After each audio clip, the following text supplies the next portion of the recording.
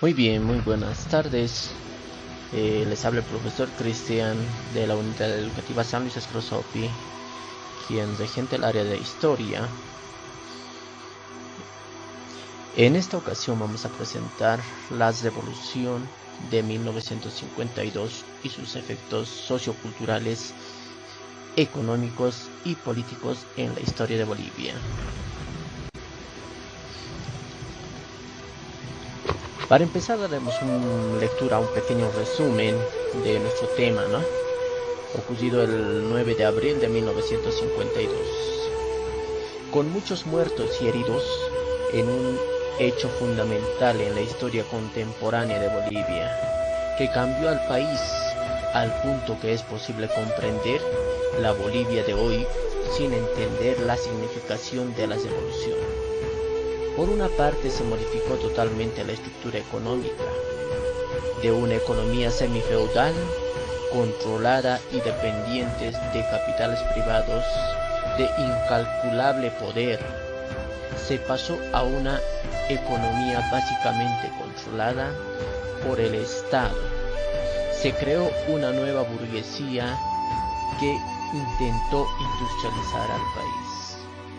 Entonces, en esta parte, podemos comprender que el año 1952, tras un hecho histórico que dejó muchos muertos y heridos, que se puede reconocer en la historia de Bolivia, Entonces, llegamos a comprender que la revolución del 52, por una parte, ha modificado totalmente la estructura económica, una economía semifeudal, controlada y dependiente de capitales privados, nos indica, de incalculable poder, y se pasó a una economía básicamente controlada por el Estado.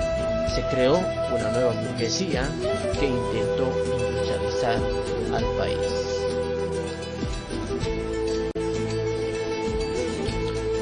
Muy bien, vamos a conocer un poco sobre la historia, de este personaje muy importante en la revolución de 1952. La primera presidencia de Víctor Paz Estenssoro, 1952 a 1956. Conozcamos quién era el señor Víctor Paz Estenssoro. Se podría decir que era la figura más relevante del siglo XX en Bolivia. En 1952 primero y luego en 1985. Lo convierte en un frente imprescindible para comprender la política boliviana contemporánea. Víctor Paz Estenssoro nació en Tarija el 2 de octubre de 1907. Hizo sus estudios en el Colegio San Luis de Tarija y Bolívar de Oruro. Ingresó como abogado de la Universidad Mayor de San Andrés de la ciudad de La Paz en 1927. Y en 1941, junto a un destacado grupo de políticos e intelectuales, el Movimiento Nacionalista Revolucionario, que llevaba por siglas el MNR, partido del que fue jefe durante casi 50 años, desde los años 1941 hasta 1990. El doctor Víctor Paz Estenssoro, ganador de las elecciones presidenciales de 1951, regresa de su exilio en Argentina y se hace cargo de la presidencia de la República el 16 de abril de 1952. Con los propios acontecimientos del 9 de abril y por las propuestas de su programa de gobierno, el MNR tenía un compromiso que determinó inicialmente el cogobierno entre el Partido de la Central Obrera Boliviana, la COP, que tenía como líder máximo al líder Juan Lechín Oquendo. Entre las principales medidas de gobierno de Víctor Paz Estenssoro tenemos la nacionalización de minas. Veamos y conozcamos a qué se refiere con nacionalización de minas. El 31 de octubre de 1952 se firmó el decreto de la nacionalización de las minas en el campo de María Barzola en Catavi. Significaba que las minas que estaban en manos de los varones del estaño, Simón Patiño, Mauricio Jochil y Víctor Aramayo, estos pasaban a ser posesión del Estado. Para la administración de las minas se creó la Corporación Minera de Bolivia, que sería la Comibol. Entonces, en esta parte podemos comprender que el 31 de octubre de 1952 se creó y se firmó el decreto de la nacionalización de minas. Las minas que estaban en las manos de los varones del estaño pasan a ser posesión del Estado.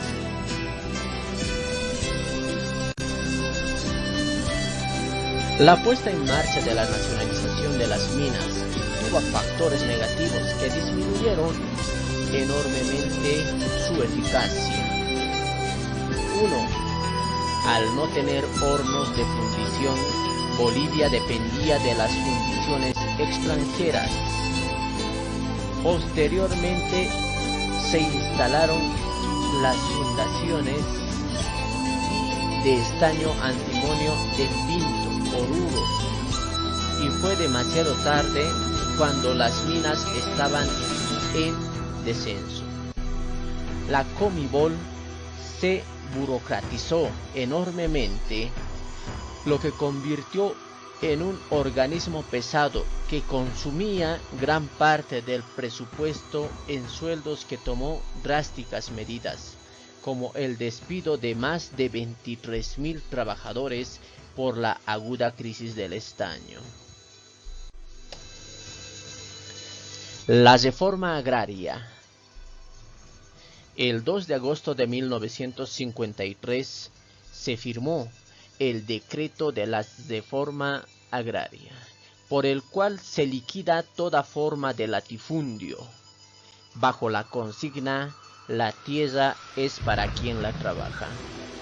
Los campesinos pasaban a ser propietarios de los terrenos que antes usufructuaban en calidad de préstamo a cambio de los trabajos que realizaban para el patrón. El campesino había pasado de ser un colono siervo dependiente del patrón a ser propietario de las tierras. Entonces podemos comprender que el 2 de agosto de 1953 se firmó el decreto de la reforma agraria, ¿no? Por el cual nos indica que los campesinos pasan a ser de colonos siervos dependientes del patrón a ser propietarios de sus tierras, ¿no? Con la consigna muy conocida que dice: la tierra es para quien la trabaja. El voto universal. Se aprueba la ley del voto universal el 21 de junio de 1952, como medio de incorporar a los indígenas y a los analfabetos a la vida política, reconociéndoles su voto a todos los bolivianos mayores de 21 años y a cualquiera que sea su sexo, instrucción, ocupación o renta.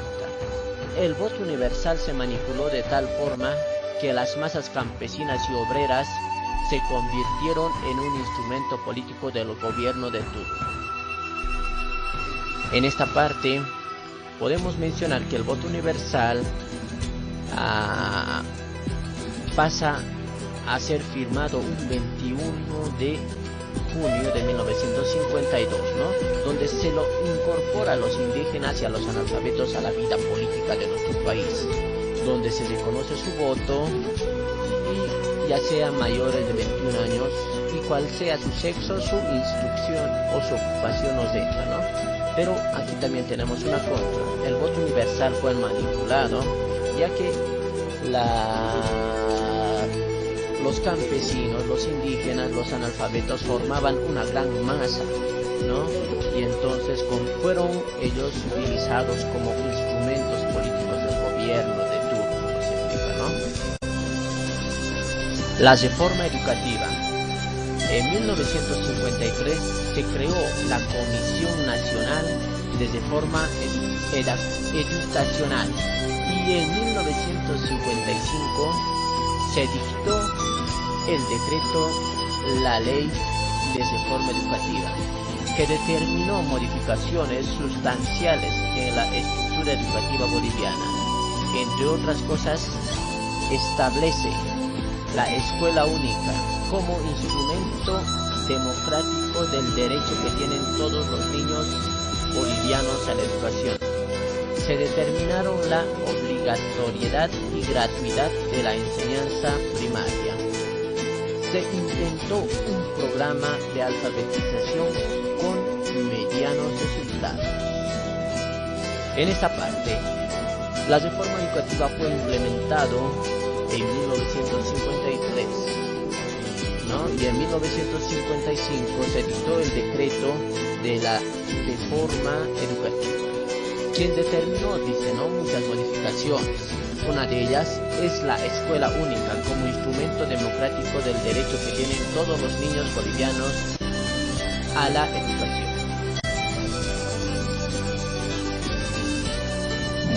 Bueno, vamos a pasar a otro punto que sería la presidencia de Hernán Siles Suazo en 1956 a 1960.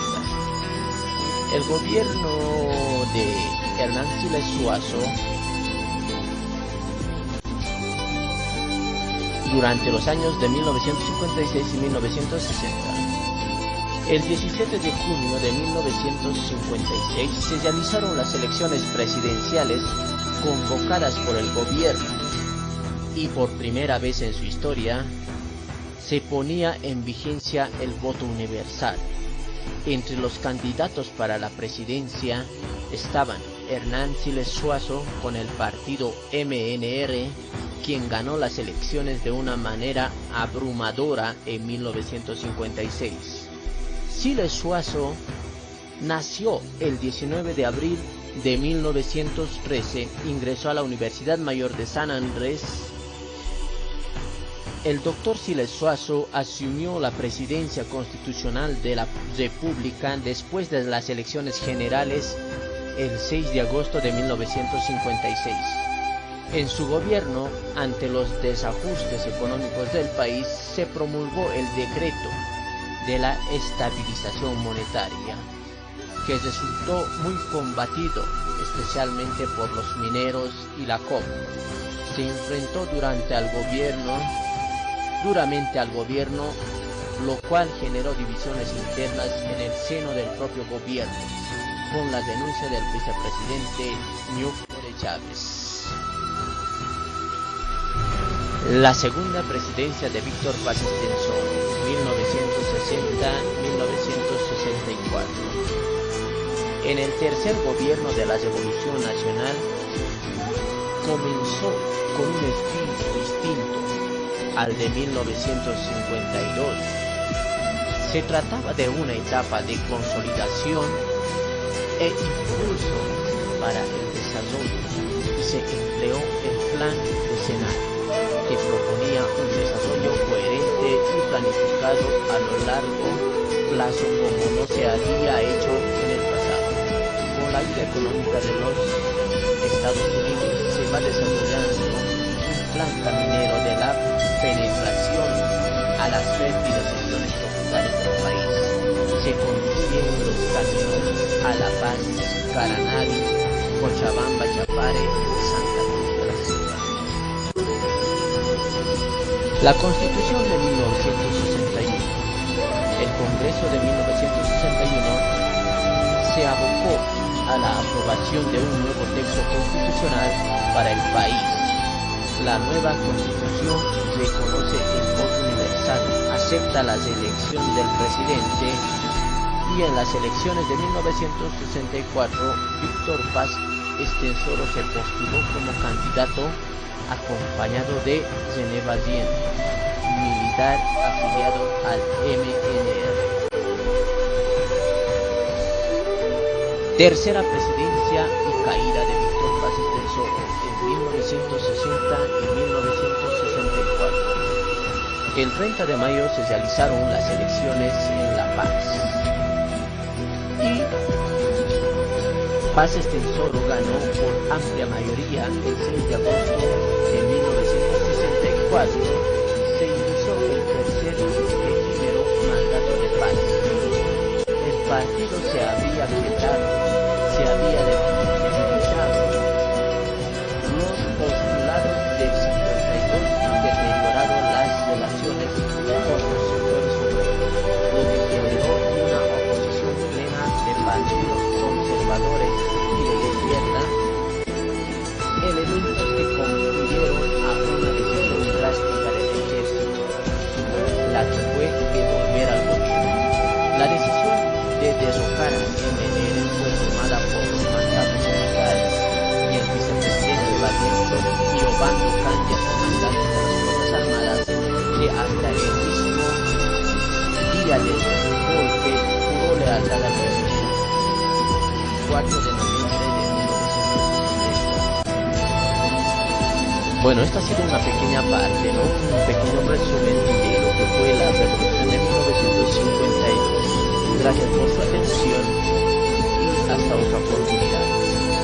Como parte final, el programa que yo escogí para elaborar el video fue la de PowerPoint, ¿no? Ya que es un programa muy práctico y muy fácil de utilizarlo, donde cada uno de los